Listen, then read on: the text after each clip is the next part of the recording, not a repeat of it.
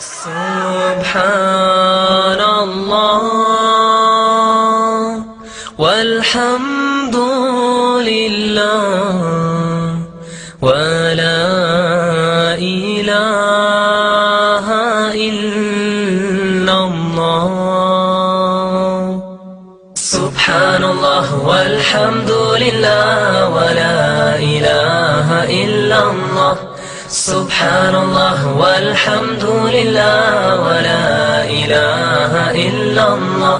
سبحان الله والحمد لله ولا إله إلا الله. All thanks are due to Him, the Lord of all the worlds. All praise is due.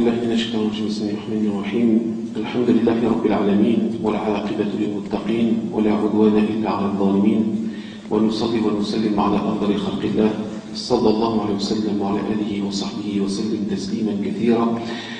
أما بعد، فإن أصدق الحديث في كتاب الله عز وجل، وخير الهدي هدي محمد صلى الله عليه وسلم، وشر الأمور محدثاتها، وكل محدثة بدعة، وكل بدعة ضلالة، وكل ضلالة في النار.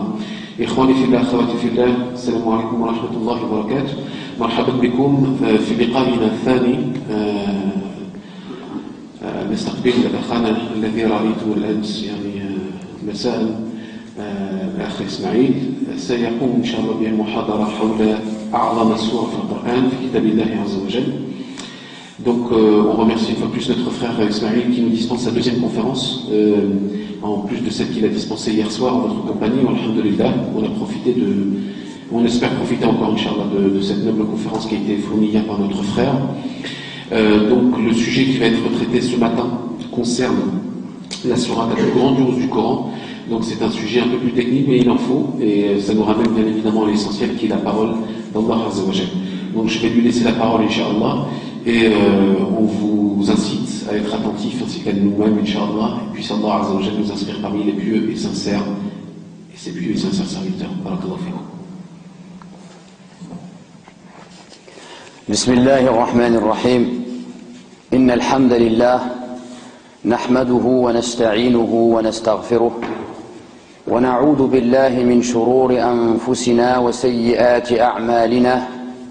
من يهده الله فلا مضل له ومن يضلل فلا هادي له. وأشهد أن لا إله إلا الله وحده لا شريك له، وأشهد أن محمدا عبده ورسوله صلى الله عليه وسلم. يا أيها الذين آمنوا اتقوا الله حق تقاته ولا تموتن إلا وأنتم مسلمون. يا أيها الناس اتقوا ربكم الذي خلقكم من نفس واحدة وخلق منها زوجها وبث منهما رجالا كثيرا ونساء، واتقوا الله الذي تساءلون به والأرحام إن الله كان عليكم رقيبا. يا أيها الذين آمنوا اتقوا الله وقولوا قولا سديدا يصلح لكم أعمالكم ويغفر لكم ذنوبكم، ومن يطع الله ورسوله فقد فاز فوزا عظيما. أما بعد، فإن أصدق الحديث كتاب الله تعالى، وخير الهدي هدي محمد صلى الله عليه وسلم، وشر الأمور محدثاتها، وكل محدثة بدعة، وكل بدعة ضلالة، وكل ضلالة في النار. أيها الإخوة الأفاضل والأخوات الفضليات، أحييكم بتحية الإسلام، تحيات من عند الله مباركة. السلام عليكم ورحمة الله. Donc je suis également très heureux ce matin de me retrouver parmi vous, et je vous remercie tous de venir un bon dimanche le matin. Vous avez délaissé téléfoot et vous êtes venus écouter la parole d'Allah. Donc c'est un grand bien pour vous et je vous félicite. Donc Inch'Allah, notre sujet aujourd'hui, là, à la découverte de la plus grandiose sourate du Coran. Donc ce titre, il a pour but d'éveiller la curiosité chez vous. Donc je vous pose la question, à votre avis, quelle est la plus grandiose sourate du Coran? Ma a'zam surah fil Coran. Alors, j'écoute, je prends les... Naam. قلنا السورة ما قلنا الآيات. يعني le frère il a raison. Le plus grandiose verset du Coran, c'est Ayat al-Kursi. Mais nous on parle de la sourate. Surat al-Ikhlas, j'ai entendu, c'est ça? Ouais, soyez Surat al-Ikhlas. Al-Fatiha. Surat al-Baqarah. Hein? Donc voilà, on a déjà 3. Donc comment on fait? Comment on fait pour trancher? Alors le Baqarah, c'est vrai, c'est la verset la plus, la sourate la plus longue.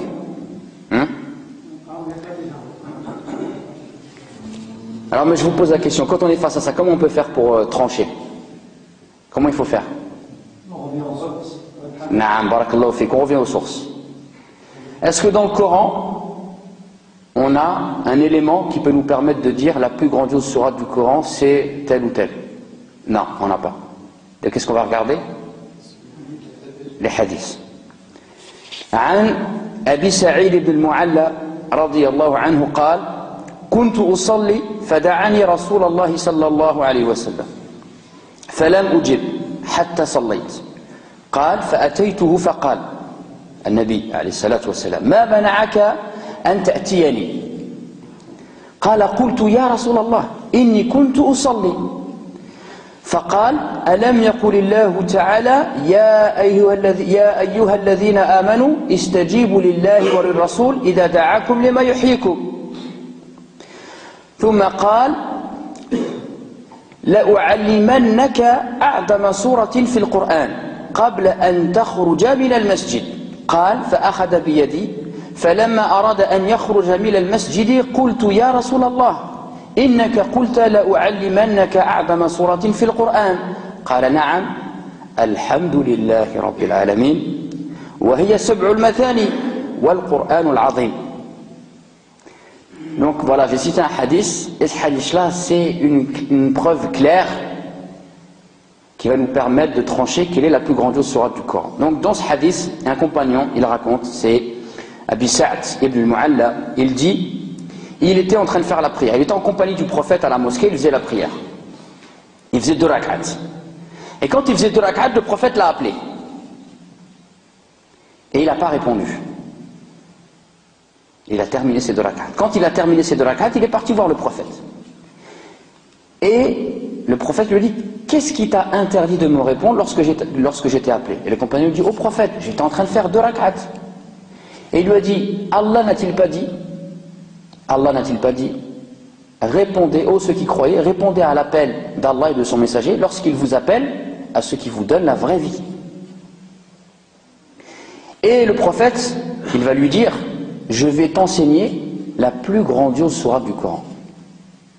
Je vais t'enseigner la plus grandiose sourate du Coran. Et donc le compagnon, il a dit, je suis resté à côté du prophète jusqu'à ce qu'il s'apprêtait à sortir. Et quand il s'apprête à sortir, je lui ai dit au prophète, tu m'as dit que tu m'enseignerais la plus grandiose sourate du Coran. Et il lui a dit oui. Et cette sourate, c'est Alhamdulillahi Rabbil Alamin et les 7 que l'on répète. C'est Alhamdulillahi Rabbil Alamin et les 7 que l'on répète. Donc, la sourate la plus grandiose du Coran, c'est Surat al-Fatiha. La plus grandiose sourate du Coran, c'est Surat al-Fatiha. Ici, on a une preuve claire. Et on sait qu'aussi cette sourate, elle s'appelle les 7 que l'on répète. Car dans un verset du Coran, قال الله تعالى ولقد أتيناك 7 من المثاني والقرآن العظيم. Nous t'avons donné les 7 que l'on répète et le Coran.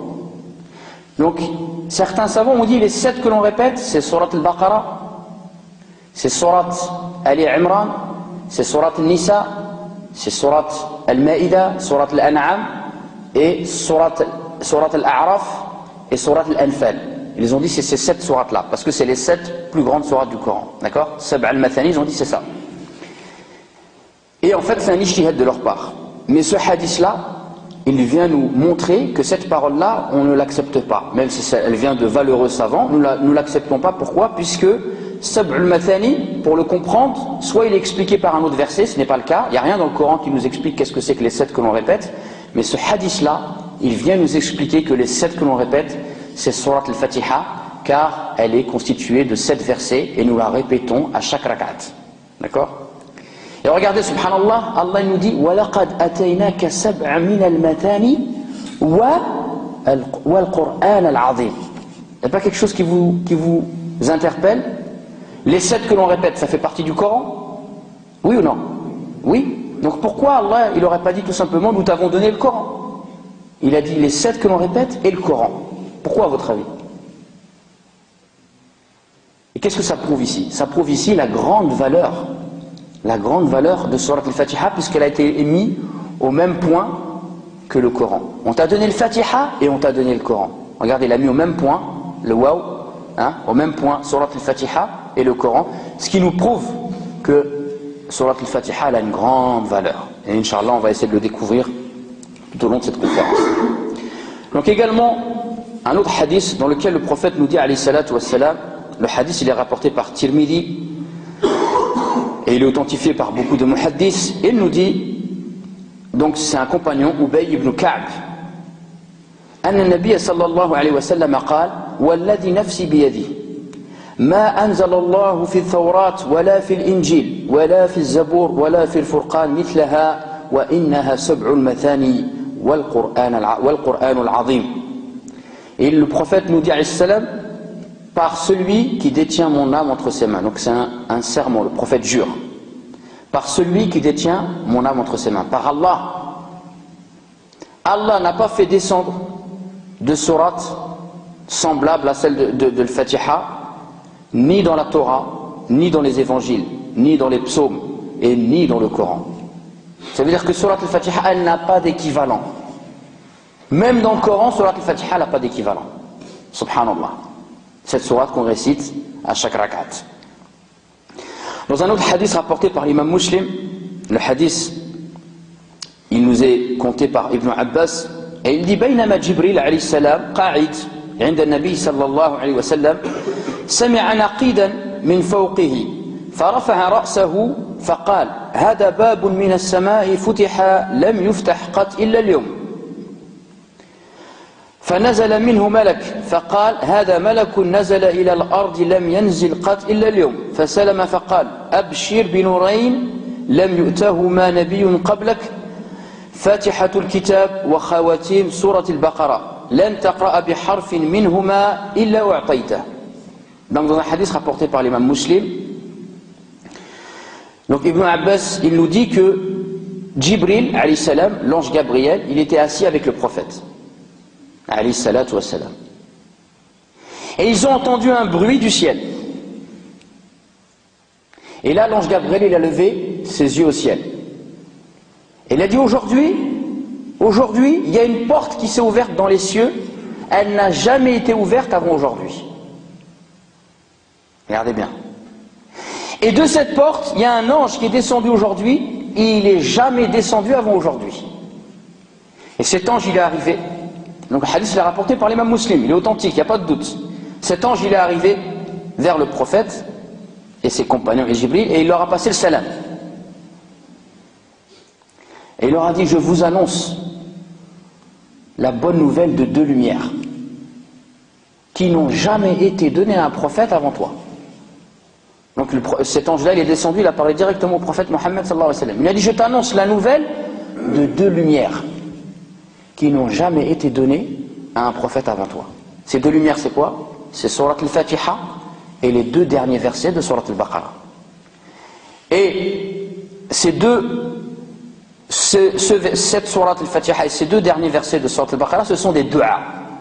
Et en fait, l'ange dit, et personne ne lira aucune lettre de ces invocations sans que Allah l'exauce. Subhanallah. Regardez la grande valeur de Surat al-Fatiha. Également, on sait que Surat al-Fatiha, elle a un statut particulier, car, et ce qui nous prouve également sa grandeur et sa particularité, c'est que la salat, liman lam yaqra'a bi fatihatil kitab, il n'y a pas de prière pour celui qui ne récite pas Surat al-Fatiha. C'est une obligation à chaque prière, on doit réciter Surat al-Fatiha, sauf bien sûr pour celui qui se convertit. Le temps qu'il apprenne Surat al-Fatiha, sa prière elle est valable, mais il faut qu'il apprenne Surat al-Fatiha. D'accord? Donc regardez ici maintenant, on est tous d'accord, je l'espère, quelle est la plus grandiose sourate du Coran? C'est Surat al-Fatiha. Non. أعظم. صح نعم. La plus grandiose نعم la plus grandiose. Les arabophones alhamdoulilah ils ont compris que c'est نتكلم عن أعظم سورة في القرآن نعم. La plus grandiose de Surah du Coran. On est tous d'accord, Inch'Allah. Donc regardez ici, on vient de faire la démonstration que les musulmans, lorsqu'ils sont divisés, si on revient au Coran et à la Sunna, Inch'Allah, on est unis. Hein? C'est vrai ou c'est pas vrai? Donc dans nos divisions, il faut qu'on essaie chacun de regarder, de se tourner vers le Coran et la Sunna pour tomber d'accord. Et si on fait ça, Inch'Allah, on sera d'accord. Donc Inch'Allah, maintenant, on va voir une des particularités de Surat al-Fatiha, c'est qu'elle a beaucoup de noms. Surat al-Fatiha, elle a beaucoup de noms. On va essayer de les évoquer, de les expliquer. Alors, est-ce que vous connaissez les noms de Surat al-Fatiha? Alors, le frère dit Ummul Kitab, Fatiha, Al-Shafiya, Ruqya. Ça fait 4 là. Vous n'en connaissez pas d'autres? Les 7 que l'on répète. Sab'ul Mathani. Hein, donc, Inch'Allah, on va essayer de voir des noms. Donc, déjà, Surat al-Fatiha, elle s'appelle al-Fatiha. Pourquoi? Parce que iftutiha biha al-Mushaf. Hein?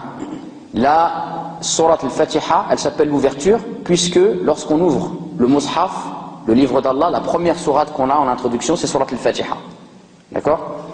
Il y a une autre raison aussi, c'est que Surat al-Fatiha, elle est une introduction pour toutes les autres sourates. Et c'est pour ça qu'Allah nous demande de la lire dans chaque rak'at. Parce que quand tu vas lire Surat al-Fatiha, tout ce que tu vas lire derrière, forcément il a un lien avec Surat al-Fatiha. Donc Surat al-Fatiha, c'est la première sourate que tu as quand tu ouvres le Mushaf, et c'est aussi l'introduction.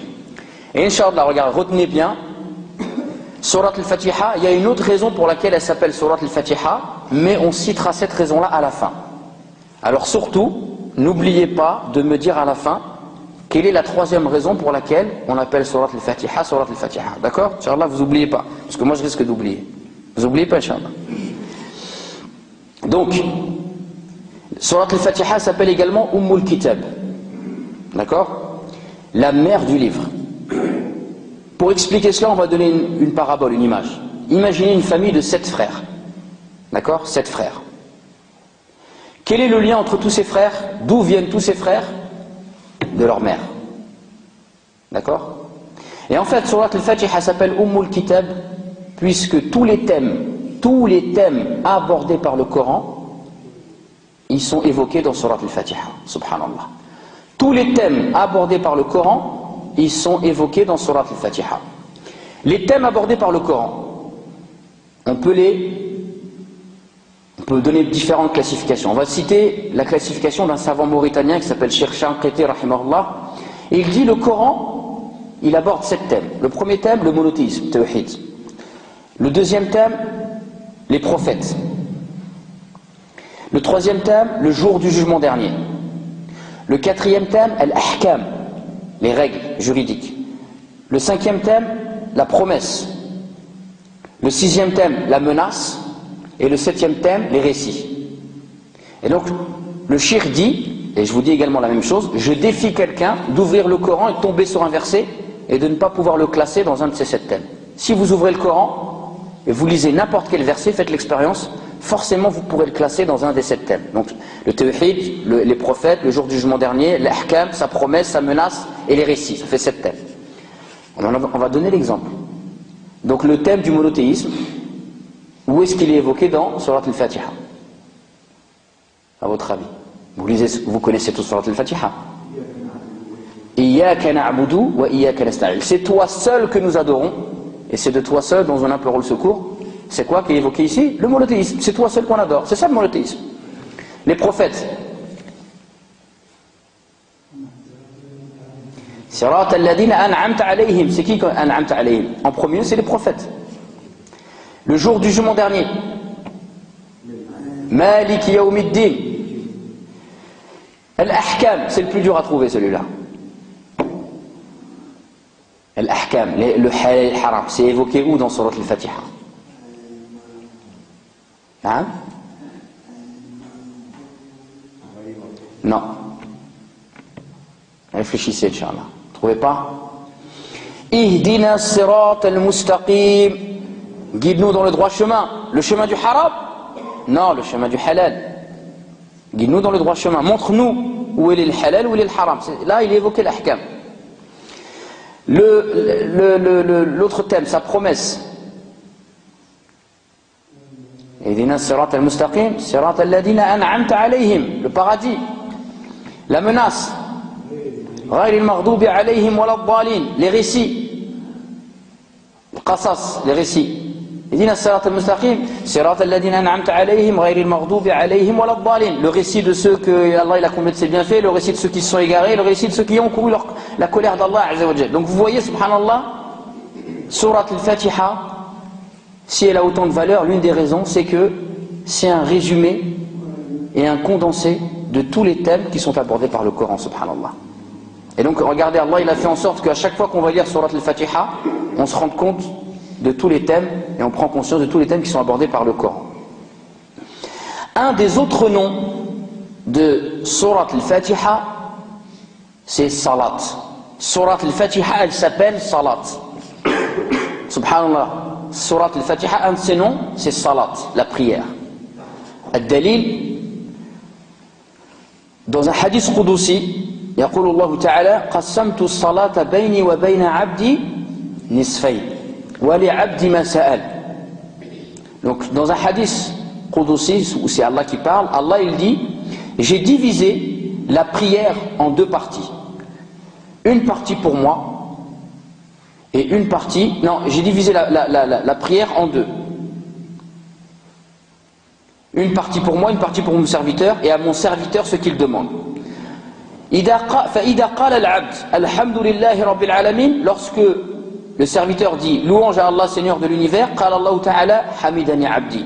وإذا قال الرحمن الرحيم قال الله تعالى أثنى علي عبدي. وإذا قال مالك يوم الدين قال مجدني عبدي. وقال مرة فوض إلي عبدي. فإذا قال إياك نعبد وإياك نستعين قال هذا بيني وبين عبدي ولعبدي ما سأل.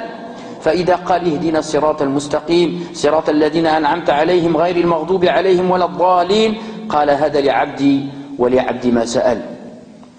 Donc regardez, subhanallah, Allah il nous dit, j'ai divisé la prière en deux. Une partie pour moi et une partie pour mon serviteur, et pour mon serviteur ce qu'il demande. Donc il parle de la prière.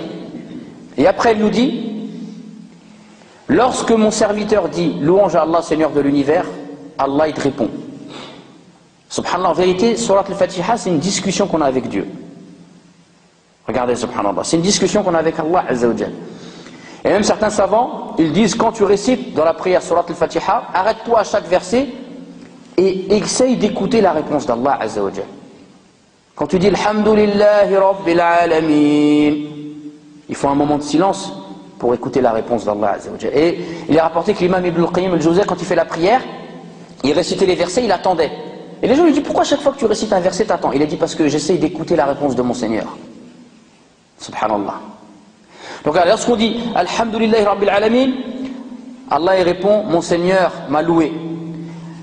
Ar-Rahman Ar-Rahim, Allah il répond, mon serviteur m'a glorifié. Et lorsque tu le dis Malik Yawmiddin, Allah il répond, mon serviteur a tout ramené vers moi. Et lorsque tu le dis, c'est toi seul que nous adorons et c'est de toi nous implorons le secours, Allah il dit, ceci est entre moi et mon serviteur, et à mon serviteur ce qu'il demande. Et lorsque tu récites la fin de la sourate Al-Fatiha, Ihdina sirat al-mustaqim sirat alladhina an'amta alayhim ghayril maghdubi alayhim waladdallin, Allah il répond, et ceci est pour mon serviteur et pour mon serviteur ce qu'il demande.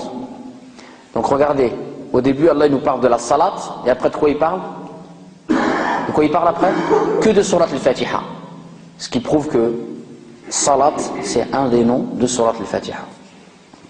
Également, comme les frères ont cité, parmi les noms de surat al-Fatiha, Ruqya, une exorcisation. Et en fait cela c'est tiré d'un hadith dans lequel des compagnons du prophète, ils étaient en voyage et ils ont demandé l'hospitalité à une tribu.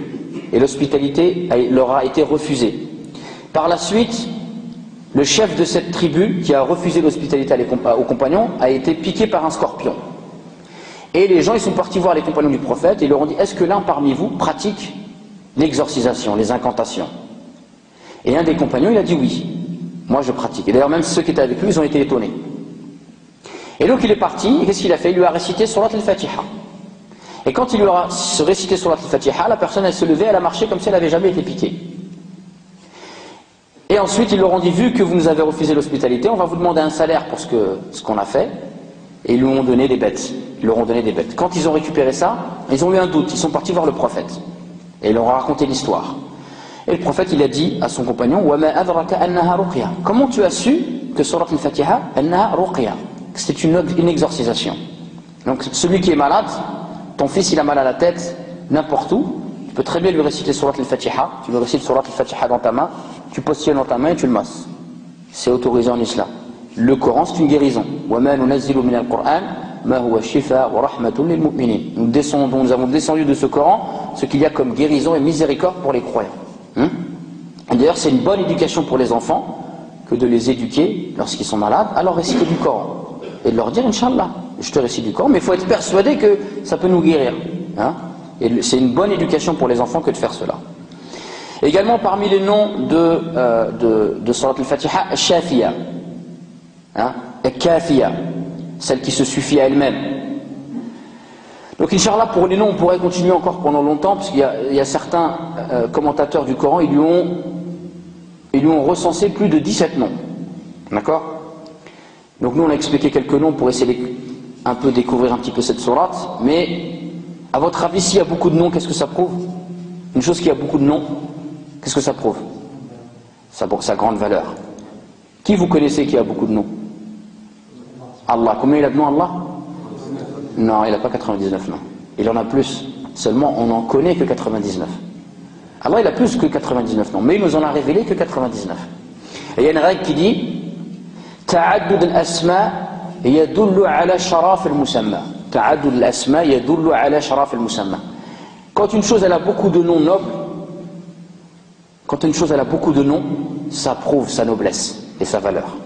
D'accord? Donc regardez, Allah Azza wa Jalla, il a 99 noms qu'il nous a révélés, mais il en a plus, ça prouve la grande valeur d'Allah Azza wa Jalla. Donc cette sourate, comme je vous l'ai dit, certains commentateurs du Coran lui ont recensé 17 noms. Ah, subhanallah, c'est que, comme on a dit au début, c'est que c'est la plus grandiose sourate du Coran. A'dam sourate du Coran. Donc maintenant, mes chers frères, Inch'Allah, on va rentrer dans une autre partie, parce que si on dit que la sourate al-Fatiha a une grande valeur, et qu'on se rend compte de sa valeur, qu'est-ce que ça doit pousser en nous? Qu'est-ce que ça doit nous pousser à faire?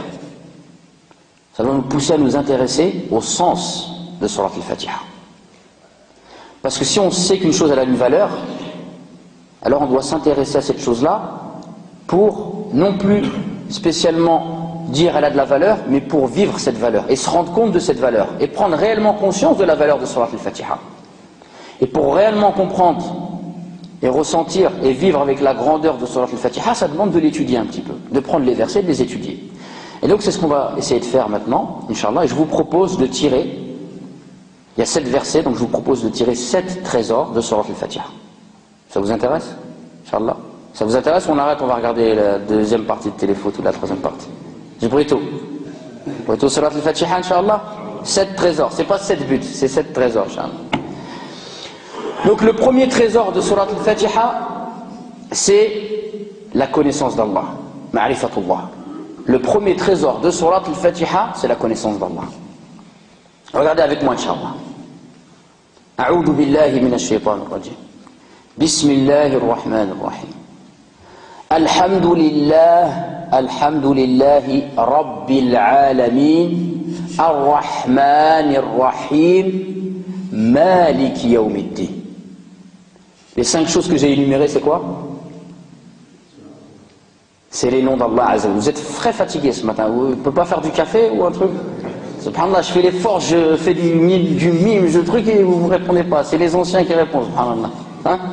Les 5 noms d'Allah Azza wa Jalla. Dans Surat al-Fatiha, les 3 premiers versets, qu'est-ce qu'on a?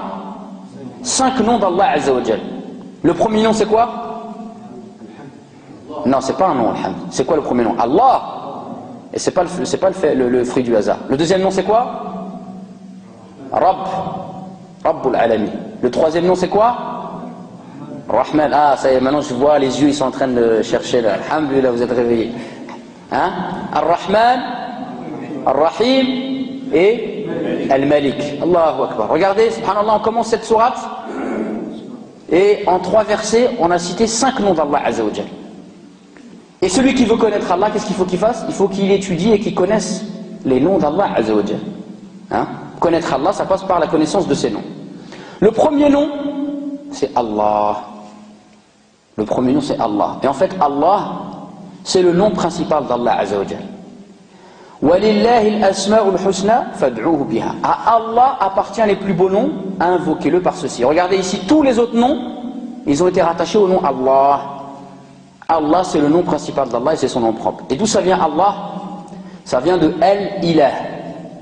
Al-Ilah. Al-Ilah, c'est la divinité. Et en fait, on a contracté Al dans Ilah et ça donne Allah. D'accord? Donc en fait, Allah, c'est la divinité suprême. Et en fait, la divinité, en arabe, Allah wa al-Ilah, d'accord? On va en tirer 2 significations.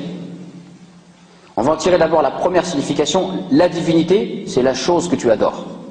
Al-Ilah ou al-Ma'boud. D'accord? Et de l'adoration, on va tirer 2 choses. La première des choses, la servilité. Tadallul. L'esclave. Lorsque tu adores quelqu'un, tu es son esclave, tu es soumis à lui. D'accord? Donc Allah Azza wa Jal, c'est la divinité qu'on adore, et dans cette adoration, il y a quoi? Il y a de la soumission. On est tous les créatures d'Allah, on est tous les esclaves d'Allah, on est tous les serviteurs d'Allah, on est tous soumis à Allah. Pourquoi? Parce que Huwa Rabbul Alamin. Parce que c'est le Seigneur de l'univers, c'est celui qui a créé l'univers, et c'est celui qui contrôle et qui dirige l'univers. Et regardez, il a créé l'univers. Est-ce que quelqu'un peut s'imaginer et quantifier l'univers? On ne peut pas quantifier l'univers. On ne peut pas quantifier l'univers, subhanallah. Et Allah, c'est le Seigneur de l'univers. Donc lorsqu'on dit ça, on dit Alhamdulillahi Rabbil Alamin. On est en train de prendre connaissance avec Allah et avec ses noms, et on se rend compte de sa grandeur, et on doit se rendre compte et ressentir le fait qu'on n'est rien, qu'on est une miette, qu'on est microscopique. Et que donc on doit ressentir cet état de servilité vis-à-vis d'Allah et cet état de soumission à Allah Azza wa Jal quand on récite Surat al-Fatiha. Alhamdulillahi Rabbil Alamin. Et ensuite, qu'est-ce que nous disons? Ar-Rahman Ar-Rahim, le tout miséricordieux, le très miséricordieux. Il y a une différence entre Ar-Rahman, Ar-Rahman ala al-Arsh istawa wa kana bil mu'minina rahima. Ar-Rahmanu ala al-Arsh istawa wa kana bil mu'minina rahima. De ces versets, on peut déduire que Ar-Rahman, c'est général. Le tout miséricordieux, Ar-Rahman ala al-Arsh istawa, s'est élevé au-dessus de son trône. C'est-à-dire que Ar-Rahman, ça englobe toute la création. Les musulmans, les non-musulmans, les animaux, tout ce que vous voulez. D'accord? Et Ar-Rahim, c'est plus spécifique. Wa kana bil mu'minina rahima. Ar-Rahim, c'est spécifique aux croyants. D'accord?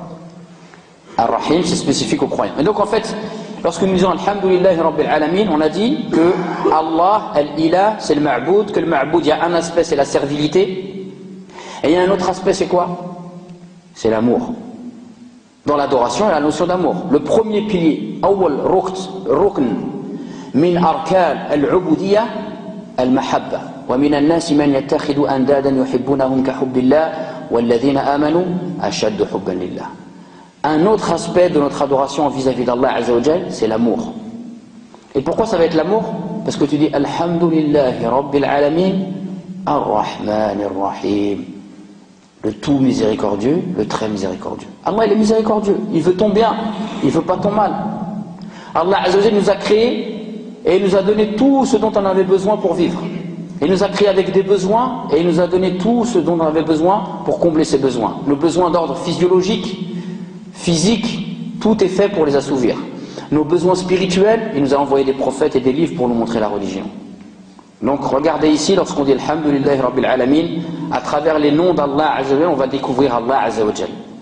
Comme quoi c'est Allah, c'est comme quoi c'est Rabbul Alamin, comme quoi il est Rahman, il est Rahim, et comme quoi aussi c'est le Malik, dans le sens que il détient tout l'univers. Il détient tout l'univers, tout lui appartient. Donc lorsque nous récitons Alhamdulillah Rabbil Alamin, Ar-Rahman Ar-Rahim, Malik Yawmiddin, à travers ces noms, on est en train de faire connaissance avec Allah et on est en train de se rapprocher d'Allah. Et on est en train également, on doit prendre conscience lorsqu'on récite ces versets, on doit ressentir la beauté d'Allah Azza wa Jal. Puisque la première parole, c'est le hamd. Et le hamd, c'est justement que tu témoignes à travers les noms d'Allah Azza wa Jal de sa grandeur et de sa beauté. D'accord?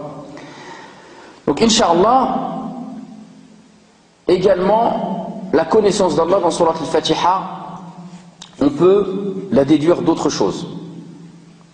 Lorsque nous disons Alhamdulillahi Rabbil Alamin, c'est une phrase jumla ismiya, c'est une phrase nominale. On aurait pu utiliser une phrase verbale, jumla fi'liya. On aurait pu dire Ahmadullah, mais on a dit Alhamdulillah. Donc le choix de la phrase nominale plutôt que de la phrase verbale, il y a une raison. À votre avis, quelle est la différence entre un nom et un verbe? Le verbe, je vous avais connecté, là je suis en train de vous asphyxier, Inch'Allah, on va sortir la tête de l'eau. Le verbe, on le conjugue. Il peut être au passé, il peut être au présent, il peut être au futur. Le nom, il ne se conjugue pas. Pourquoi? Parce qu'en fait, Allah Azza wa Jal, on ne peut pas le délimiter dans le temps. Le temps n'existe pas, Allah il existait déjà. C'est lui qui a créé le temps. Le temps c'est pour l'être humain, mais Allah lui il n'est pas englobé dans le temps. Et donc lorsque nous disons Alhamdulillahi Rabbil Alamin, par cette phrase verbale, on doit se rendre compte de la grandeur d'Allah dans le sens qu'on ne peut pas l'enfermer dans le temps. D'accord? Et là ça doit nous prendre, subhanallah, Allah Azza wa Jal il a rien à voir avec le temps. Le temps c'est pour l'être humain. D'accord? Également lorsque nous disons Rabbul Alamin, qu'est-ce que c'est l'Alamin? C'est l'univers. Est-ce que quelqu'un il peut se rendre compte de ce que ça englobe l'univers, en termes de distance, en termes d'espace? Non. Alors qu'en est-il de celui qui a créé l'univers? Parce qu'Allah ne fait pas partie de l'univers, il est séparé de la création. D'accord? Donc regardez, à travers ça, on peut se rendre compte que Allah, on ne peut pas l'enfermer dans le temps et on ne peut pas l'enfermer dans l'espace. Le temps et l'espace, c'est des choses qui sont liées à l'être humain. Allah Azza wa Jal, il est ni on peut le cerner dans le temps, ni dans un espace. Donc regardez, à travers ça, qu'est-ce que ça fait? Ça nous fait prendre conscience de la grandeur d'Allah Azza wa Jal. Et lorsque l'on dit Alhamdulillahi Rabbil Alamin, Ar-Rahman Ar-Rahim, Malik Yawmiddin, on doit se rendre compte de la grandeur d'Allah Azza wa Jal.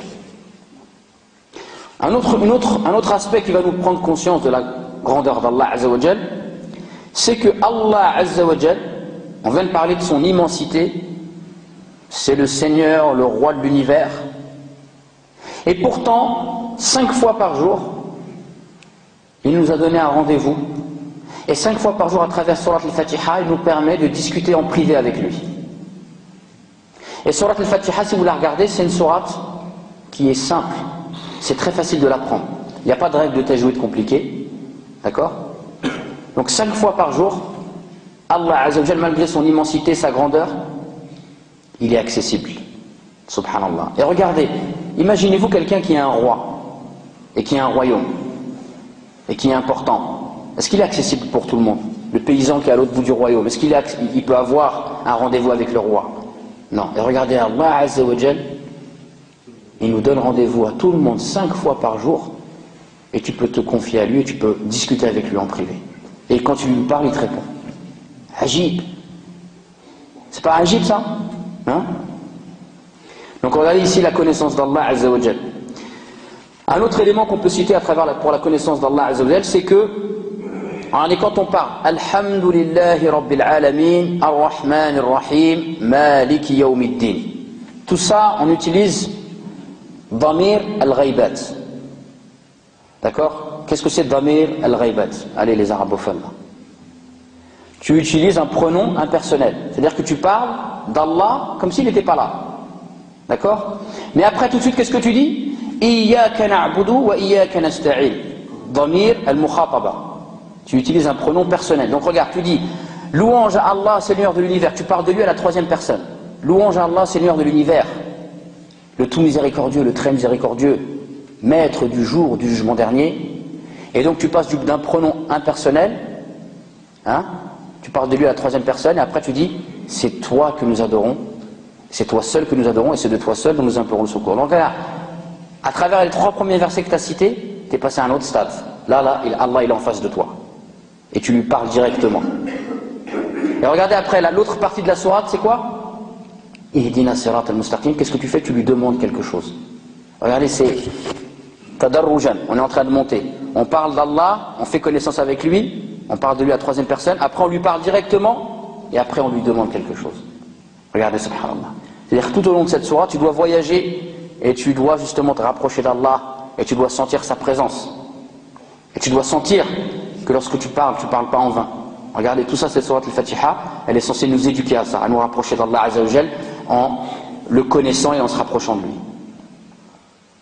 Donc ça, c'était le premier trésor, la connaissance d'Allah. Ma'rifatullah. Le deuxième trésor, ma'rifatu haqq Allah, la connaissance du droit d'Allah. Maintenant, on a connu Allah. Maintenant, on va connaître son droit. Quel est le droit d'Allah? Hein? Alors, le frère a dit l'ibada. C'est pas suffisant. Si j'adore Allah, mais en même temps j'adore autre qu'Allah, est-ce que j'ai donné le droit à Allah? Qu'on l'adore seul, sans rien lui associer. D'accord? Si tu dis qu'on l'adore, c'est pas suffisant, parce que si tu l'adores et tu adores autre avec Allah, hein, comme ça se passe dans le monde musulman, hein, dans le monde musulman, combien de mausolées, c'est dommage, j'ai pas ramené, mais j'ai un journal avec moi. Au Maroc, dans la région de Asfi, il y a un endroit, tous les ans, les gens ils vont faire le pèlerinage là-bas. Anda Sidi Kishkel. C'est vrai, c'est la vérité. Hein. C'est dommage, j'ai pas ramené un jour. Vous voyez les photos, les gens ils font tawaf, ils se rasent, etc. Et ça, c'est des gens qui disent Ashhadu an la ilaha illallah, Ashhadu anna Muhammad Rasulullah. La plupart de c'est des gens qui ne savent pas. D'accord? Mais voilà des gens, ils adorent Allah, et en même temps, une fois par an, ils adorent autre qu'Allah, avec Allah. Combien de mausolées, combien de faux pèlerinages, Ça, c'est des gens qui adorent Allah. Mais est-ce qu'ils ont donné le droit à Allah? Non, puisqu'ils ont partagé leur adoration entre Allah et d'autres divinités. Même s'ils ne considèrent pas que c'est des divinités, mais l'adoration, ils ne l'ont pas réservé qu'à Allah. Le droit d'Allah, c'est de lui réserver exclusivement l'adoration. D'accord? Le droit d'Allah, c'est de lui réserver exclusivement l'adoration. Et c'est clairement exprimé dans cette sourate lorsque nous disons « Iyyaka na'budu wa iyyaka nasta'in ». Iyyaka na'budu, en fait en arabe, la construction de la phrase Iyyaka na'budu, elle n'est pas, c'est pas la construction normale. Normalement, on aurait dû dire Wa na'buduk. Wa na'buduk. Nous t'adorons. Mais si nous disons nous t'adorons, il n'y a pas l'expression si nous disons nous t'adorons, du fait de lui réserver l'adoration. Mais lorsque tu dis Iyyaka na'budu, il y a ce qu'on appelle al-hasr, c'est-à-dire que ici, et c'est pour ça que c'est traduit en français par c'est toi seul que nous adorons, c'est parce qu'on a construit la phrase comme ça, Iyyaka na'budu, et on n'a pas dit na'buduk. Le fait d'avoir fait passer le pronom en avant, ça c'est pour mettre le hasr, c'est-à-dire l'exclusivité, c'est toi seul que l'on adore, Iyyaka na'budu. Et on aurait pu dire Iyyaka na'budu wa nasta'in, mais il y a une répétition ici, Iyyaka na'budu wa iyyaka nasta'in. Pourquoi? C'est pour tawkid, le renforcement, pour dire c'est toi seul qu'on adore et c'est de toi seul dont on implore le secours. Et donc en fait, ici, il y a l'expression claire du droit d'Allah. Si tu connais Allah, alors tu dois savoir qu'en vérité, c'est le seul que tu dois adorer. C'est le seul que tu dois adorer car c'est le seul qui mérite l'adoration. Et rien, tu peux rien mettre dans ta vie à l'égal d'Allah, puisque Allah il est sans égal. D'accord? Également, regardez, lorsque l'on dit c'est toi seul que nous adorons et c'est toi seul dont nous implorons le secours. Donc l'adoration et la demande de secours. Al-isti'ana. Al-isti'ana, nou' min anwa' al-ibada. Al-isti'ana, la demande de secours, c'est un type d'adoration. Pourquoi Allah il n'a pas dit simplement Iyyaka na'budu? Pourquoi il a parlé de quelque chose de général et après il a parlé de quelque chose de plus spécifique? Et pourquoi il n'a pas dit c'est toi seul que nous adorons et c'est toi seul que nous invoquons? C'est toi seul que nous adorons, c'est pour toi seul que nous jeûnons, c'est toi seul que... etc. Pourquoi il a choisi l'isti'ana? C'est pas le fruit du hasard. C'est pour nous dire que même l'adoration, si tu veux la réaliser comme il se doit, tu as besoin de l'aide d'Allah Azza wa Jalla. Si Allah ne t'aide pas, tu ne pourras pas l'adorer comme il se doit. Ou du moins tu ne pourras pas t'approcher de l'idéal de l'adoration, car l'adoration c'est toujours perfectible. Donc là, ça veut dire que même ici, regardez l'humilité, pour celui qui récite sur al-Fatiha en connaissance de cause, que ça va développer en lui. Il va savoir qu'en vérité là, il est en train de prier, mais s'il est en train de prier, et s'il arrive à ressentir un peu trop chaud, c'est par l'aide d'Allah Azza wa Jal. Et l'adoration, tu ne pourras la parfaire que si tu prends conscience que tu dois demander l'aide d'Allah Azza wa Jal pour te permettre de parfaire cette adoration. Également, lorsque tu dis c'est toi seul que nous adorons et c'est toi seul que nous implorons le secours, tu implores le secours pour les problèmes que tu as dans la vie par exemple.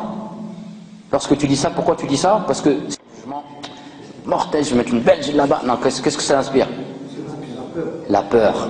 Voilà. Donc regardez ici, on a l'amour, la crainte et l'espoir. Et les savants disent que, en fait, celui qui veut cheminer vers Allah, c'est comme un oiseau, dont la tête serait l'amour, et une aile c'est l'espoir, et l'autre aile c'est la crainte. Et l'être humain, il a besoin de ça.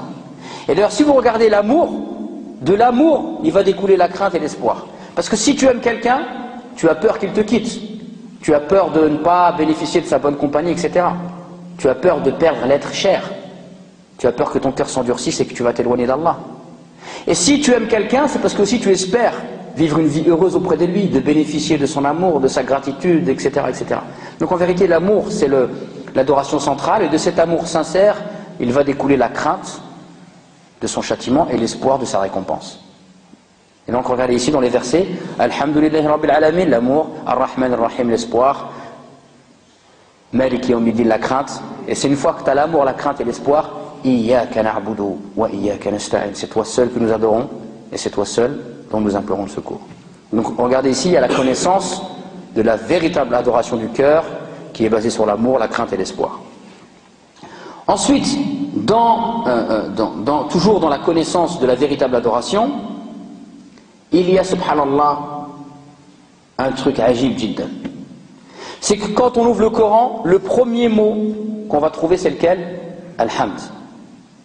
Et lorsque Allah Azza wa Jal, il a créé Adam, wa nafakha fihi min ruhi, et qu'il a insufflé en lui de son esprit pour lui donner vie, et que la vie elle est rentrée dans le corps de Adam, qu'est-ce qu'il a fait? Il a éternué, et la première parole qu'il a dite, Alhamdulillah. Regardez, subhanallah, c'est ajib.